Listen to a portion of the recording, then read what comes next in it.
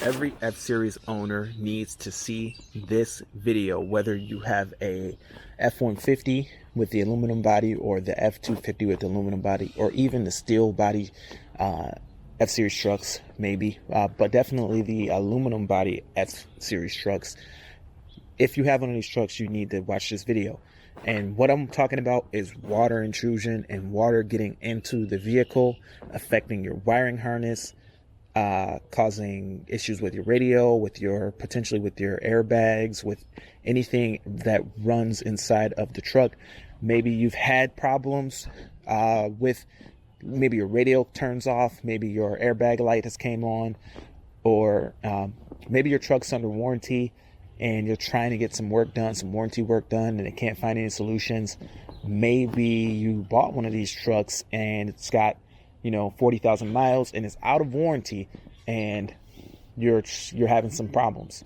I want to talk about water intrusion and some things that might be happening that you can't figure out what's wrong, or maybe even you're bringing snow into the vehicle and causing some issues by somehow bringing snow in or something like that. So one thing to note is that if you have an F-Series, a Super Duty, a lot of these trucks come with a rubber floor, which gives you a lot of false sense of security that you can't get any water. I've even seen some people using a water hose on their rubber floors because they feel like since they have a rubber floor, they can just take a hose to it. That is not the case. You definitely don't want to put water on your floor in large amounts.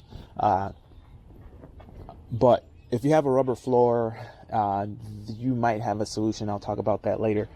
But one thing to really be aware of with these trucks, I know for sure these aluminum trucks, they have the wiring runs in the channel here in along the door, on all four doors, runs along the channel. And what can happen, I'll pull this up so you can see. What can happen is, particularly if you have a rubber floor, is water can easily work its way past the seal right here and work its way down into the this area here, where you can get water built up and it will soak your harness. It can soak your harness. And there's a lot of people who've found water built up on their wire harness. So you think that you are secure. Maybe that's a work truck and you're thinking, hey, I got a rubber floor. Why even put a rubber mat on top of the rubber floor? You could just use the rubber floor. It's a work truck. Well, what happens when you bring snow in against just the rubber floor, you end up with snow melting and working its way past this little seal right here, getting in and not being able to get back out because the rubber will trap the water underneath, and when it evaporates, it's going to condense on the bottom of this and kind of not be able to work its way out. And that is what I thought I was doing, and that's the issue that I thought that I was having. But it turns out that I'm actually getting water in through a sneaky spot that's not really apparent.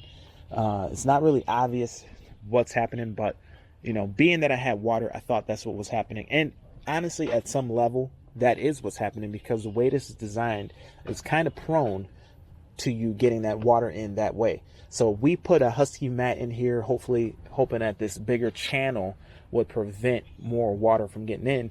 But before, we had a WeatherTech floor mat, which wasn't quite as good, but it still protected pretty good. And we were getting a lot of water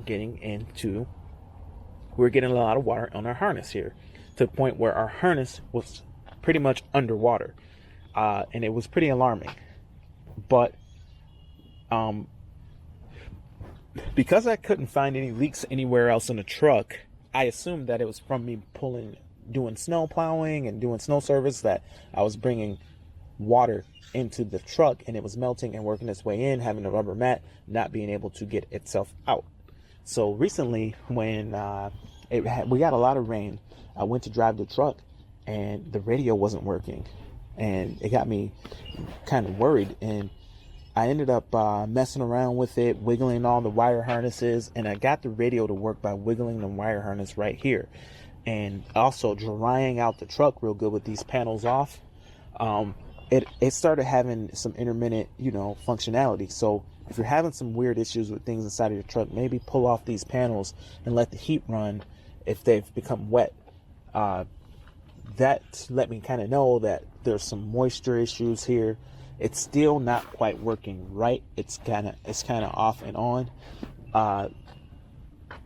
What I noticed though, and I haven't driven the truck for a few weeks, that the carpet here, if you reach right underneath here, the carpet is still wet. Even right now, it rained last night. This part of the carpet is pretty wet. I don't know if you can see that, but the carpet's wet. And it got me thinking, like, hey, I haven't driven a truck in a couple weeks. It hasn't snowed here in like 2 months. So how is it that my carpet is still wet? You know, it doesn't make a whole lot of sense. So what I ended up doing is I took out the driver's seat, removed the driver's seat, and I pulled off all this paneling, and I lifted up the carpet. And when I lifted up the carpet, I found a pool of water underneath the carpet. And it really was kind of like, man, look at all this water. Is it trapped under here? Or how's it getting all the way up here? So this whole floor pan is full of water. So I lifted up the carpet and I soaked up all the water. I let it dry real good. And, you know, after doing that, I, you know, kind of figured, you know, that should be good. So I kind of was thinking, once the carpet was lifted, I went ahead and wet the top of the windshield up right here, the whole windshield, and let the water kind of run down with the water hose. And I looked underneath the carpet to see if anything was leaking, and I didn't see anything. So I waited a few minutes and I came back and looked, and boom, I saw water pouring down from up in this area right here, pouring down, hitting the carpet, and working its way down the transmission hump, working its way down and filling up the floor pan. So there's definitely a leak coming from somewhere in the cowl area, somewhere on the windshield. I don't know exactly where, but somewhere in here there's a leak. Now this is kind of interesting because it's really difficult to tell that the vehicle's leaking. I've been driving this truck now for over a year and I haven't been able to tell that it's leaking.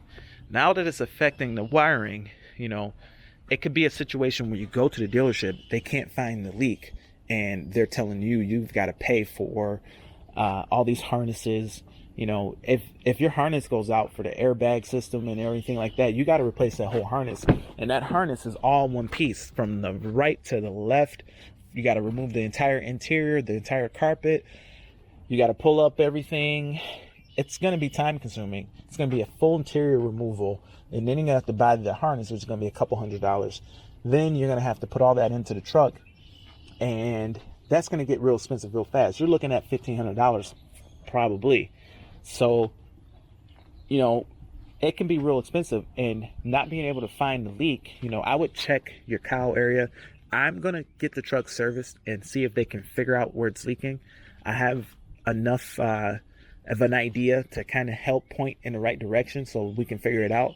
And a lot of times you kind of need that, because if you're just thinking, hey, there's somehow water getting in here and you don't know anything, you don't know what direction to look, chances are they may be busy.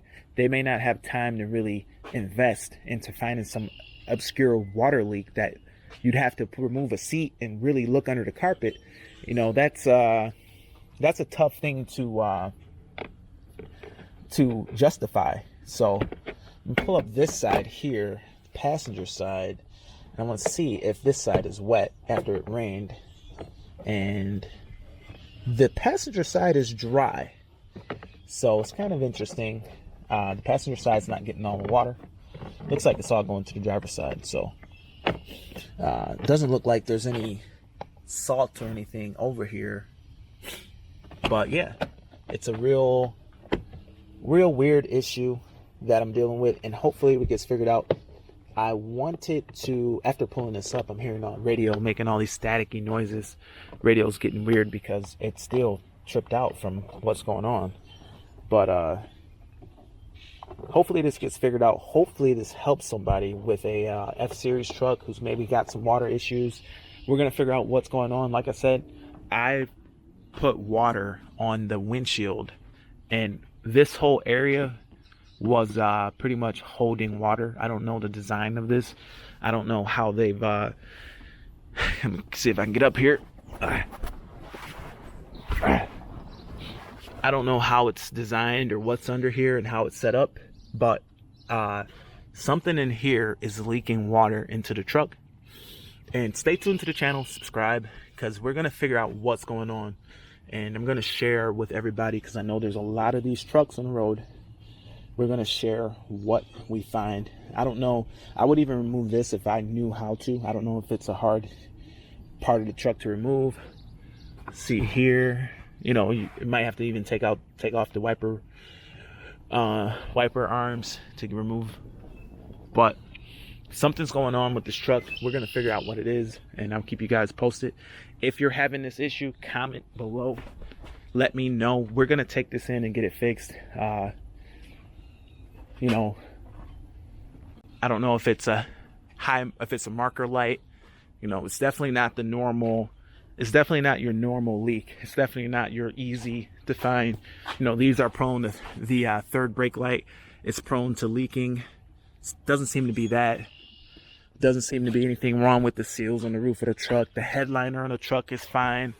It's not your water coming through your handles that we've seen on some trucks. This is something really kind of tricky to find. So anyway, stay tuned to the channel. Comment if you're having this problem. We're going to figure out what's wrong with this truck, and we'll all work together so that, you know, we can figure out things and not have issues when we go to the dealership, or issues if we're trying to fix this on something that's out of warranty.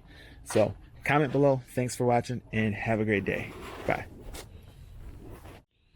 One thing that I forgot to mention for you guys who are plowing snow or doing snow service, if you have to get in and out of snow really often, like me, then there is another precaution that you might be interested in taking. What I'm thinking about doing moving forward, at least with the driver's side that gets way more action than the other doors, maybe I'll do it for all doors, is to come up with a way to prevent water from working its way in right here. So what I'm thinking about doing, and I haven't really 100% decided on doing this just yet, but what I'm thinking about doing is getting some kind of a black tape, something that would look decent enough with the floor here. I know it's not going to look great, but if I come in here with tape, and I tape between the rubber floor and the plastic seal, and just create a small seal here like this coming along here, maybe, just maybe, that will keep salt and everything off of my wiring, because salt makes its way. I mean, we salt with this truck. Salt makes its way through the wiring, through this panel, and there's some evidence of salt getting on the wires. So maybe I'll go ahead and seal this up with tape. It's not going to be pretty, but it is a work truck, and it's something that can prevent, you know, further damage. If this was covered up, then you won't be able to get nearly as much water, maybe no water, through here. I know it's not going to look great, but someone recommended taking silicone and silicone sealing this shut, and I kind of wrote that off as being too excessive, but now looking at it, that's not that terrible of an idea. If you had like a black silicone and you come in here and you just hit this crack, I know it's not pretty, and maybe if you can caulk real good, it wouldn't look too bad, but that would probably help. Hopefully this is something that you never really remove, but when you're doing like upfitting and things like that, sometimes you have to remove stuff. But you know, I think tape's good because it's not a permanent solution. It's just something that's temporary. You know, you go down the road and you siliconed your whole truck shut, and then somebody's got to get in here to access for service, and they're like, man, this guy siliconed it shut. So I think maybe like a black tape, it won't look too bad, and just seal this up. And if you're plowing snow, it's probably worth it. Maybe you got a nice platinum truck or something like that, and you don't want, you know, water getting in there while you're doing work, while you're working. I know a lot of guys work in platinum nice trucks. You could just tape it. Maybe there's some tape that won't look too crazy, but just seal that up. You know, maybe if it's wide enough, maybe if the tape is wide enough, it can sit like real nice here, and that way water can't work its way through here, because water's definitely getting in from the shoes. So that's a thought. That's an extra little piece of the puzzle. You know, I don't know if that's gonna work. Comment below and tell me what you think.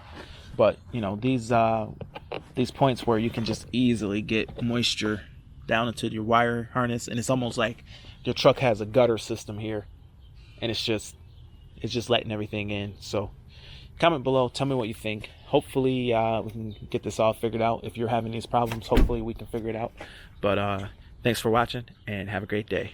Bye again.